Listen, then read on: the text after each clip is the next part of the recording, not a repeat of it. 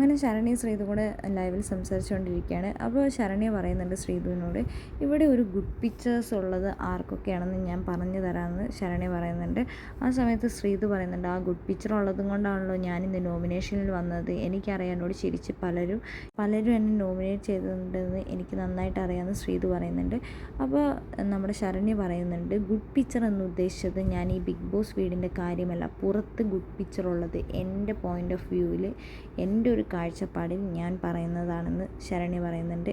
എനിക്ക് good picture ഉണ്ടെന്ന് ശരണ്യ പറയുന്നുണ്ട്. അതേപോലെ അർജുന് ഗുഡ് പിക്ചറുണ്ട്, നിനക്ക് ഗുഡ് പിക്ചറുണ്ട്, സിജോയ്ക്ക് വന്നപ്പോൾ ഗുഡ് പിക്ചറുണ്ട്, അതിനി പോകുമോ വരുമോ എന്ന് എനിക്കറിയില്ല എന്നും പറയുന്നുണ്ട്. പിന്നെ അൻസിബയ്ക്ക് ഗുഡ് പിക്ചറുണ്ട്, ഞാൻ പവർ റൂമിൽ കയറുന്നത് വരെ എനിക്ക് ഗുഡ് പിക്ചറാണെന്ന് എനിക്ക് നന്നായിട്ട് അറിയാമെന്ന് ശരണ്യ പറയുന്നുണ്ട്. അതിനുശേഷം അത് മാറിയോ എന്ന് എനിക്കറിയില്ല എന്നും പറയുന്നുണ്ട്. എന്താണെങ്കിലും മലയാളം ബിഗ് ബോസ് സീസൺ 6 ഗെയിമെല്ലാം മാറുകയാണ്. ചിരിച്ചുകൊണ്ടിരിക്കുന്നവരെല്ലാം പിന്നിൽ നിന്ന് കുത്തുന്നുണ്ടെന്ന് നമ്മുടെ ശ്രീതു പറയുന്നുണ്ട്. അതായത് ജാസ്മിനെ പറയുന്നുണ്ട്, സിജോയിനെ പറയുന്നുണ്ട്, ഇവരൊക്കെ എന്നെ നോമിനേറ്റ് ചെയ്തു എന്നാണ് പറയുന്നത്.